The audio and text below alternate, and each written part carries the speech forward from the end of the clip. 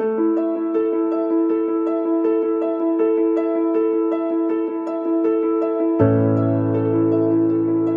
Students, career point education के YouTube platform पर एक बार फिर आपका स्वागत है। आज हम लेकर आए हैं 3 दिसंबर का करंट अफेयर्स, यानी 3 दिसंबर का जो करंट अफेयर्स है, लेटेस्ट न्यूज़ है, उसको आज हम कवर करेंगे। देखेंगे कि परीक्षक पर्पस से कौन कौन सी इवेंट्स थे जो कि हमारे इंपॉर्टेंट हो सकते हैं। तो चलिए देखते हैं। पहला, OECD ने वित्त वर्ष 2020-21 में भारत की GDP कितने प्रतिशत रहने का अनुमान बताया है। ठीक, तो OECD के अकॉर्डिंग भारत की जो GDP 2020-21 की है वो कितनी होने के अनुमान है, -9.9%। क्लियर, उन्होंने ये अनुमान लगाया है कि भारत की जो GDP है वह माइनस यानी निगेटिव 9.9% रहेगी। अब इसमें देख लेते हैं उन्होंने जो इंपॉर्टेंट फैक्ट्स है परीक्षा पर्पज से। तो organisation for economic cooperation and development, OECD का फुल फॉर्म है organisation for economic cooperation and development, ने वित्त वर्ष 2020-21 के लिए जारी किए गए भारत के सकल घरेलू उत्पाद के अपने पूर्वानुमान में मामूली संशोधन कर -9.9% रहने की संभावना जताई है, जो सितंबर 20 में -10.2% आंका गया था। क्लियर, तो थोड़ा संशोधन किया उसने OECD ने। तो हालांकि OECD ने उम्मीद जताई है कि वित्त वर्ष 20-21 की बात, अगर 21 और 22 की बात करें तो भारत की GDP बढ़कर कितना 8% और 22-23 में 5% की दर से वृद्धि करेगी। क्लियर, अब वैश्विक अर्थव्यवस्था के संदर्भ में OECD को उम्मीद है कि 2020 में दुनिया की GDP, मतलब पूरे विश्व की GDP -4.2 रहेगी। ये अनुमान लगाया है OECD ने, organisation for economic cooperation and development ने। बात करें अगर OECD की मुख्यालय की, तो पेरिस फ्रांस में है। OECD की स्थापना हुई है 30 सितंबर 1961 को, और जोन्स एंजल गुर्रिया ये उसके महासचिव हैं OECD के। क्लियर, तो ये फैक्ट्स है जो परीक्षक पर्पज से इंपॉर्टेंट है। चलिए देखते हैं अगला, US एयर क्वालिटी इंडेक्स में किस शहर को दुनिया का सबसे प्रदूषित शहर बताया गया है। तो US एयर क्वालिटी इंडेक्स में पाकिस्तान की राजधानी लाहौर को दुनिया का सबसे प्रदूषित शहर बताया है। क्लियर, इसमें दिल्ली दूसरे स्थान पर है। अब देखते हैं परीक्षा पर्पज से फैक्ट्स क्या हैं। तो US एयर क्वालिटी इंडेक्स द्वारा वायु प्रदूषण पर जारी किए गए आंकड़ों के आधार पर पार्टिकुलेट मैटर रेटिंग में, PM रेटिंग में 423 रेटिंग के साथ पाकिस्तान की सांस्कृतिक राजधानी लाहौर को दुनिया का सबसे प्रदूषित शहर में शीर्ष स्थान पर रखा गया है। दूसरे स्थान पर 229 रेटिंग के साथ में नई दिल्ली, और तीसरे स्थान पर 178 PM रेटिंग के साथ में नेपाल की राजधानी काठमांडू है। क्लियर, तो पहले पोजीशन पे सबसे प्रदूषित शहर में लाहौर, दूसरे स्थान पर भारत की राजधानी दिल्ली, और तीसरे स्थान पर नेपाल की राजधानी काठमांडू को रखा गया है। क्लियर, चलिए देखते हैं अगला, सूचना और प्रसारण मंत्रालय ने किसकी जयंती पर एक पुस्तिका को जारी किया है। तो किसकी जयंती पर सूचना प्रसारण मंत्रालय ने जारी किया, गुरु नानक देव के जन्म तिथि को क्या किया है, एक पुस्तिका का अनावरण किया है। क्लियर, श्री गुरु नानक देव जी के जयंती के अवसर पर PM मोदी और सिखों के साथ उनकी सरकार के विशेष संबंध, ठीक ना। तो पुस्तिका क्या नाम है, PM मोदी और सिखों के साथ उनकी सरकार के विशेष संबंध नाम की एक पुस्तिका का विमोचन किया गया है। सूचना और प्रसारण मंत्रालय अधीन ब्यूरो ऑफ आउटरीच कम्युनिकेशन द्वारा इस पुस्तक को तैयार किया गया है। किसके द्वारा तैयार किया गया है, ब्यूरो ऑफ आउटरीच कम्युनिकेशन द्वारा। ठीक, इसे 3 भाषा हिंदी, पंजाबी और अंग्रेजी में जारी किया गया है। पुस्तिका का विमोचन केंद्रीय सूचना और प्रसारण मंत्री श्री प्रकाश जावड़ेकर, केंद्रीय नागरिक उड्डयन और आवास शहरी मामलों के मंत्री श्री हरदीप सिंह पुरी ने संयुक्त रूप से किया है। क्लियर, तो कुछ फैक्ट्स थे, किस पुस्तक का किस मंत्रालय के द्वारा तैयार किया गया, कितनी भाषाओं में, और इसका विमोचन किसने किया है। ठीक, चलिए देखते हैं नेक्स्ट, भारतीय सेना ने किस मिसाइल के एंटी शिप संस्करण का सफल परीक्षण किया। तो किस मिसाइल का, ब्रह्मोस मिसाइल का सफल परीक्षण किया है भारतीय सेना ने। फैक्ट्स देख लेते हैं, भारत ने अंडमान निकोबार द्वीप समूह से ब्रह्मोस सुपरसोनिक क्रूज मिसाइल के जहाज रोधी संस्करण का सफल परीक्षण किया है। क्लियर, जहाज रोधी संस्करण है। यह परीक्षण भारतीय नौसेना द्वारा किए जा रहे परीक्षण के भाग के रूप में आयोजित किया गया था। क्लियर, चलिए देखते हैं नेक्स्ट फैक्ट, राष्ट्रीय प्रदूषण नियंत्रण दिवस कब मनाया जाता है। तो राष्ट्रीय प्रदूषण नियंत्रण दिवस कब मनाया जाता है, प्रत्येक वर्ष 2 दिसंबर को मनाया जाता है। क्लियर, भारत में हर साल 2 दिसंबर को वर्ष 1984 में 2 और 3 दिसंबर की रात को हुई भोपाल गैस त्रासदी की घटना में जीवन गंवाने वालों की स्मृति में राष्ट्रीय प्रदूषण नियंत्रण दिवस मनाया जाता है। क्वेश्चन ये बनता है, राष्ट्रीय प्रदूषण नियंत्रण दिवस किसकी याद में मनाते हैं। तो भोपाल गैस त्रासदी में अपनी जान गंवाने वालों की याद में मनाते हैं। ठीक ना, कब भोपाल गैस त्रासदी कब हुई थी, 2 और 3 दिसंबर की रात में 1984 को। क्लियर, चलिए बढ़ते हैं आगे, भारत में बाफ्टा ब्रेक थ्रू पहल के एम्बेसडर किसे बनाया गया है। ठीक, तो बाफ्टा ब्रेक थ्रू का एम्बेसडर बनाया गया किसे, AR रहमान को। ठीक, ऑस्कर और ग्रैमी विजेता भारतीय संगीतकार AR रहमान को भारत में बाफ्टा की ब्रेक थ्रू पहल का एम्बेसडर चुना गया है। क्लियर।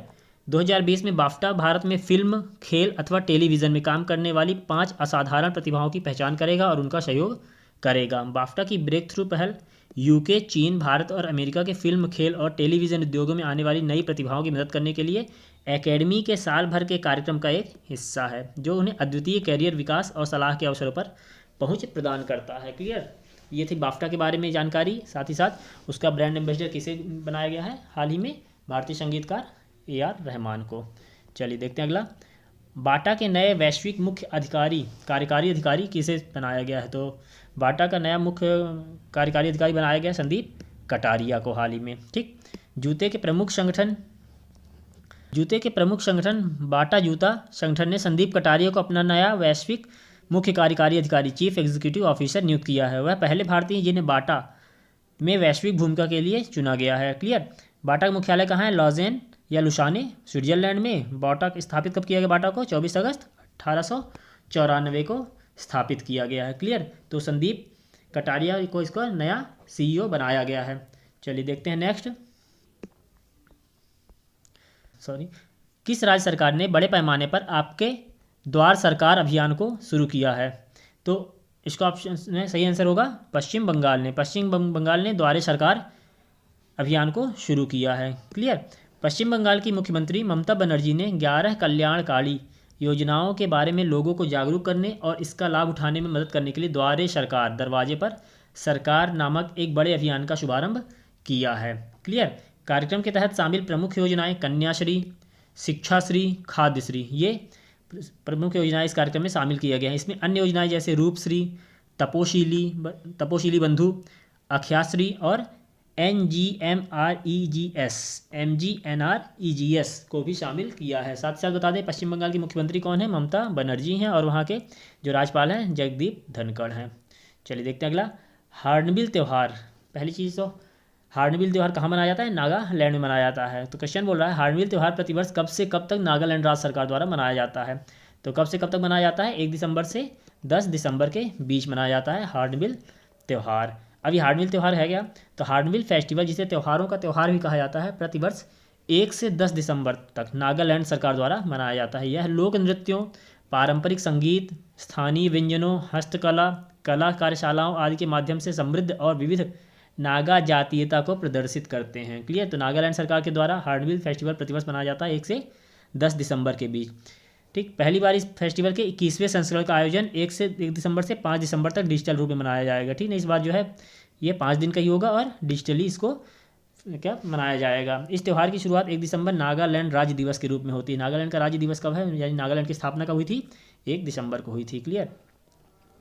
कौन सा देश तिब्बत से निकलने वाली ब्रह्मपुत्र, जिसको यार्लुंग जांगपो भी बोलते हैं, नदी की निचली धारा पर भारत से लगती सीमा के करीब पहला विशाल बांध बनाने जा रही है? तो कौन सा देश ब्रह्मपुत्र नदी पर विशाल बांध बनाने जा रही है? चीन बनाने जा रहा है। क्लियर। देखते हैं इसके फैक्ट्स क्या है परीक्षा के पर्पज से। तो चीन तिब्बत से निकलने वाली ब्रह्मपुत्र नदी, जिसको यार्लुंग जांगबो बोलते हैं, नदी की निचली धारा पर भारत से लगती सीमा के करीब पहला विशाल बांध बनाने जा रहा है। यह तिब्बत में वास्तविक नियंत्रण रेखा के करीब है। पूर्वोत्तर भारत की जल सुरक्षा पर इसका दूरगामी प्रभाव पड़ेगा। चीन में बने दुनिया के सबसे बड़ा बांध दुनिया कौन सा है? 3 जॉर्ज की तुलना में इससे 3 गुना ज़्यादा बिजली बनाई जा सकेगी। क्लियर। इस बांध जो नया बांध बनाया जा रहा है चीन के द्वारा, इसमें 3 जॉर्ज की तुलना में 3 गुना ज़्यादा बिजली बनाई जाएगी। क्लियर। और चीन के तिब्बत स्वायत्त क्षेत्र में स्थित यह तिब्बत की सबसे लंबी नदी है यार्लुंग जांगबो। क्लियर। इसको तिब्बत में यार्लुंग जांगबो बोलते हैं, भारत में ब्रह्मपुत्र के नाम से जानी जाती है।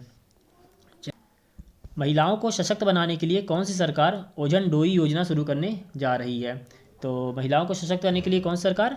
असम सरकार जो है ओजन डोई योजना शुरू करने जा रही है। महिलाओं को सशक्त करने की योजना है। इसके फैक्ट देख लेते हैं।